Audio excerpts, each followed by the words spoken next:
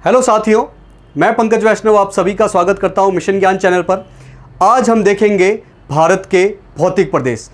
भारत को 6 भौतिक प्रदेशों में बांटा गया है, जिसमें से पहला है हिमालय वाला क्षेत्र या उत्तरी पर्वतीय क्षेत्र। दूसरा है उत्तर के विशाल मैदान, ये मैदानी क्षेत्र है। तीसरा है प्रायद्वीपीय पठार, जो कि एक पठारी क्षेत्र है। चौथा है आपका थार का मरुस्थल, जो कि रेगिस्तानी क्षेत्र है। पांचवा है तटीय मैदान, जो कि समुद्र के किनारे वाले मैदानी भाग है। और छठा है द्वीप समूह, जिसमें हमें मुख्य रूप से पढ़ना होता है अंडमान निकोबार और लक्षद्वीप को। तो भारत को कौन से 6 भागों में बांटा गया है, कौन से 6 भौतिक प्रदेशों में बांटा गया है? सबसे पहले उत्तर का पर्वतीय क्षेत्र, जिसमें हमें मुख्य रूप से हिमालय पर्वत पढ़ना होता है। दूसरा है उत्तर का विशाल मैदान, जो कि उत्तर भारत का एक बहुत बड़ा भूभाग है। तीसरा है आपका प्रायद्वीपीय पठार, जो कि मुख्यतः दक्षिण भारत में फैला हुआ है। चौथा है थार का मरुस्थल, जो कि भारत के उत्तर पश्चिमी भाग में फैला है। पांचवा है तटीय मैदान, जो कि अरब सागर और बंगाल की खाड़ी के तटों पर स्थित मैदान है। और छठा और अंतिम भौतिक प्रदेश है द्वीप समूह, जिसमें हमें मुख्य रूप से लक्षद्वीप और अंडमान निकोबार को पढ़ना है। हमें एक एक करके इन 6 भौतिक प्रदेश को डिटेल में देखना है। आज की क्लास में हम पहला भौतिक प्रदेश जो है उत्तरी पर्वत श्रृंखला, जो कि मुख्य रूप से हिमालय कहलाती है, उसके बारे में देखना है। हिमालय आप जैसा जानते ही होंगे कि उत्तर भारत में स्थित एक बहुत बड़े पहाड़ है। हिमालय की यदि लंबाई की बात की जाए तो ये 2500 किलोमीटर लंबाई में फैला है। वहीं चौड़ाई इसकी कहीं 150 किलोमीटर है और कहीं 400 किलोमीटर है। चौड़ाई पश्चिम में ज़्यादा है और जैसे जैसे आप पूर्व में जाओगे ये चौड़ाई घटती जाएगी, लेकिन ऊंचाई पूर्व की ओर बढ़ती जाती है। हिमालय का निर्माण करोड़ों साल पहले हुआ है और जिस युग में इसका निर्माण हुआ है उसे टर्सरी युग कहते हैं। उस युग में 2 प्लेटों के टकराने से इसके बीच में जो सागर था उसका मलबा ऊपर उठा और हिमालय का निर्माण हुआ। तो कौन सी 2 प्लेटें टकराई थी? एक तो आपकी यूरेशियन प्लेट और दूसरी दक्षिण से आती हुई इंडो ऑस्ट्रेलियन प्लेट, और इनके बीच में 33 सागर का मलबा ऊपर उठा और उससे हिमालय का निर्माण हुआ। इसीलिए 33 सागर को हिमालय का गर्भगृह कहा जाता है। अब हिमालय का यदि भौगोलिक वर्गीकरण की बात की जाए तो हिमालय को 3 समानांतर पर्वत श्रेणियों में बांटा जाता है। जैसे कि सबसे पहले जो पर्वत श्रेणी है उसका नाम है महान हिमालय, या जिसे मुख्य हिमालय कहते हैं, हिमाद्री भी कहते हैं। इसके अलावा और भी कुछ इसके नाम है। जो दूसरी पर्वतीय श्रेणी है हिमालय की ही, वो लघु हिमालय कहलाता है, या उसे हिमाचल हिमालय भी कहा जाता है। और तीसरी जो हिमालय की श्रेणी है वो है बाह्य हिमालय, या मुख्य रूप से उसे शिवालिक कहा जाता है। बात करें यदि महान हिमालय की, यानी कि सबसे उत्तरी हिमालय की, तो ये हिमालय की सबसे ऊंची पर्वत श्रृंखला है और ये लगातार चलने वाली पर्वत श्रृंखला है। अगर दूसरी श्रेणी की बात की जाए जो कि है लघु हिमालय या हिमाचल हिमालय, तो ये हिमालय की सबसे कटी छटी पर्वत श्रृंखला है। मतलब ये महान हिमालय की तरह लगातार वाली नहीं है। महान हिमालय और लघु हिमालय दोनों मैन सेंट्रल थ्रस्ट द्वारा अलग हुए थे। ये क्वेश्चन बार बार आपके अलग अलग एग्जामों में पूछा जा रहा है। तीसरी है शिवालिक हिमालय या बाह्य हिमालय। ये हिमालय की सबसे दक्षिणी श्रृंखला है और शिवालिक और लघु हिमालय के बीच में कुछ लंबवत घाटियां मिलती हैं, जिसे दून कहा जाता है। तो यह क्वेश्चन भी आपके अलग अलग एग्जामों में बहुत बार पूछा जा चुका है कि दून किसे कहते हैं। तो दून लघु हिमालय और शिवालिक हिमालय के बीच में स्थित लंबवत घाटियों को कहा जाता है। हिमालय की ये तीनों ही पर्वत श्रेणियां नंगा पर्वत से शुरू होती है पश्चिम में और पूर्व में नामचा बारवा तक जाती है।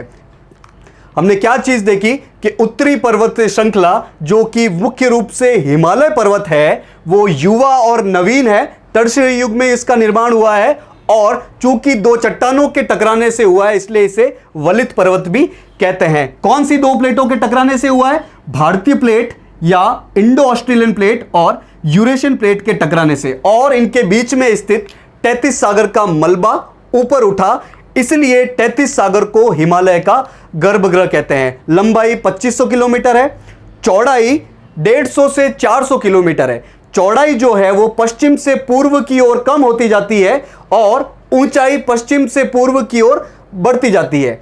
दो तीखे मोड़ है हिमालय में, मतलब कि हिमालय ऐसे जा रहा है तो यहां तीखे मोड़ मिलेंगे, एक तो नंगा पर्वत के पास और एक पूर्व में नामचा बारवा के पास। हिमालय का भौगोलिक वर्गीकरण हमने देख लिया कि हिमालय को 3 भागों में बांटा गया है, महान हिमालय, लघु हिमालय और शिवालिक हिमालय। महान हिमालय को मुख्य हिमालय, आंतरिक हिमालय, वृहत हिमालय, हिमाद्री और केंद्रीय अक्षर श्रेणी भी कहा जाता है। एग्जाम में अलग अलग एग्जाम में इनके नाम भी पूछे गए हैं। लघु हिमालय को भी मध्य हिमालय, निम्न हिमालय और हिमाचल हिमालय कहा जाता है और शिवालिक हिमालय को बाह्य और उप हिमालय भी कहा जाता है। महान हिमालय की हम बात कर चुके हैं कि यह सबसे ऊंची और सबसे लगातार चलने वाली श्रृंखला है, प्लस ये सिंधु नदी के मोड़ से शुरू होकर ब्रह्मपुत्र के मोड़ तक जाती है महान हिमालय। दूसरा है लघु हिमालय, जो कि हिमालय की सबसे कटी छटी पर्वत श्रृंखला है और महान हिमालय से ये लघु हिमालय मैन सेंट्रल थ्रस्ट द्वारा अलग हुआ था। अब इस लघु हिमालय के कुछ क्षेत्रीय नाम है या यूं कहो कि इसकी कुछ इंपॉर्टेंट पर्वत श्रेणियां हैं, जैसे कि पहली पर्वत श्रेणी है पीर पंजाल जो कि जम्मू कश्मीर में पाई जाती है। दूसरी है आपकी धौलाधर जो कि हिमाचल प्रदेश में मिलेगी। तीसरी है नाग टिब्बा जो उत्तराखंड में मिलेगी और चौथी पर्वत श्रेणी है महाभारत जो कि नेपाल में मिलेगी। तीसरी हिमालय की श्रेणी है शिवालिक, ये हिमालय की सबसे दक्षिणी और सबसे नई पर्वत श्रृंखला है। प्लस शिवालिक और जो लघु हिमालय है उसके बीच में कुछ लंबवत घाटियां पाई जाती है जिसे हम क्या कहते हैं? दून कहते हैं। जैसे हिमालय का ये भौगोलिक वर्गीकरण किया है महान हिमालय, लघु हिमालय और शिवालिक हिमालय में, उसी प्रकार हिमालय का क्षेत्रीय वर्गीकरण भी किया जा सकता है जो कि मुख्य रूप से नदियों द्वारा, 5 नदियों द्वारा किया गया है। कौन कौन सी 5 नदियां हैं? सबसे पश्चिम में सिंधु, फिर सतलज, फिर काली, तिस्ता और ब्रह्मपुत्र नदियां। इन 5 नदियों द्वारा हिमालय को 4 भागों में बांटा गया है, जैसे कि कश्मीर हिमालय जो कि सिंधु और सतलज के बीच में है। कश्मीर हिमालय को पंजाब हिमालय भी कहा जा सकता है। सतलुज और काली नदी के बीच में कुमाऊं हिमालय आता है। काली और तिस्ता के बीच में केंद्रीय हिमालय या नेपाल हिमालय आता है और तिस्ता और ब्रह्मपुत्र के बीच में पूर्वी हिमालय या असम हिमालय भी आता है। तो हिमालय के क्षेत्रीय वर्गीकरण को 4 भागों में बांटा जा सकता है: कश्मीर हिमालय, कुमाऊं हिमालय, नेपाल हिमालय और असम हिमालय।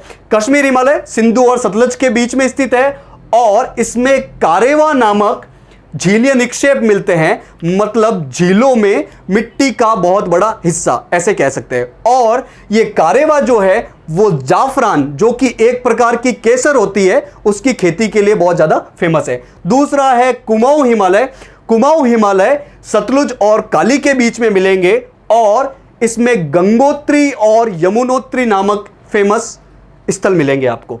नेपाल हिमालय तीसरा क्षेत्रीय वर्गीकरण जो कि काली और तिस्ता के बीच में है और चौथा असम हिमालय जो कि तिस्ता और ब्रह्मपुत्र के बीच में स्थित है। हिमालय की कुछ इंपॉर्टेंट चोटियां हमें पता होनी चाहिए एग्जाम की दृष्टि से, जैसे कि हमें टोटल 8-9 चोटियां हमें पता होनी चाहिए। पूर्व से शुरू करेंगे। पूर्व में आपको मिलेगा नंगा पर्वत, उसके बाद एक पर्वत मिलेगा K2, लेकिन वो हिमालय का हिस्सा नहीं है, वो ट्रांस हिमालय का हिस्सा है। ट्रांस हिमालय अभी हम बात करेंगे।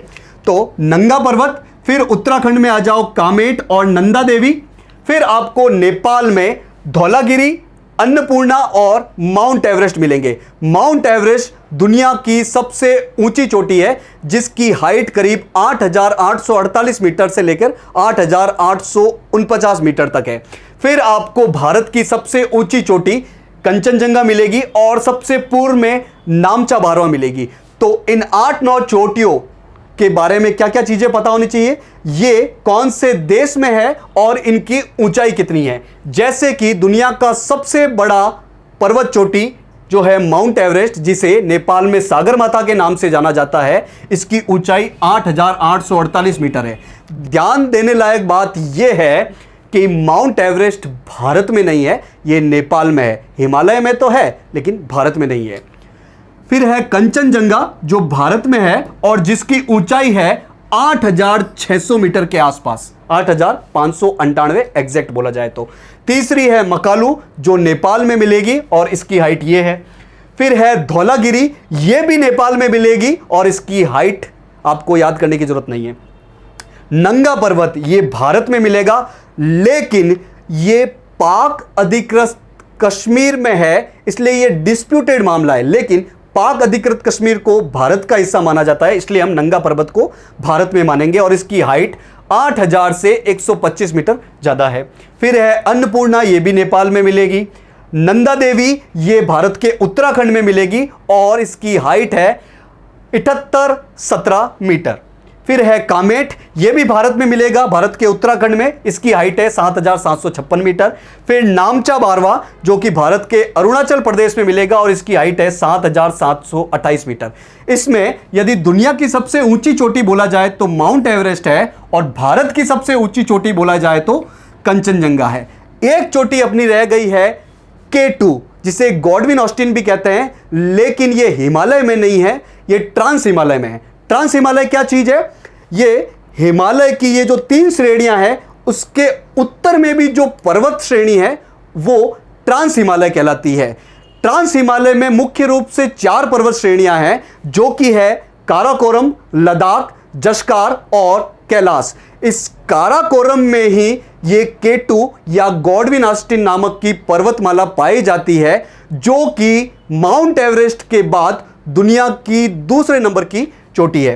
तो ट्रांस हिमालय जिसे तिब्बत हिमालय भी कहते हैं, यह हिमालय के उत्तर में है। इसकी 4 प्रमुख पर्वत श्रेणियां हैं, काराकोरम, लद्दाख, जस्कार और कैलाश।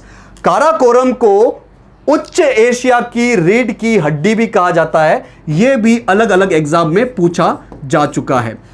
काराकोरम में K2 जिसे गॉडविन ऑस्टिन कहते हैं वो एक बहुत ऊंची पर्वत चोटी पाई जाती है जिसकी हाइट है 8,611 मीटर और ये पाक अधिकृत कश्मीर का हिस्सा है। तो आज की क्लास में हमने भारत के भौतिक प्रदेशों में जो सबसे पहला भौतिक प्रदेश है उत्तरी पर्वत श्रृंखला जिसे हिमालय भी कहा जाता है, उसके बारे में एग्जाम से रिलेटेड इंपॉर्टेंट चीजें देखी। तो आशा करता हूं आज का लेसन आपको अच्छे से समझ में आया होगा। मिशन ज्ञान से जुड़ने के लिए आप सभी का बहुत बहुत धन्यवाद।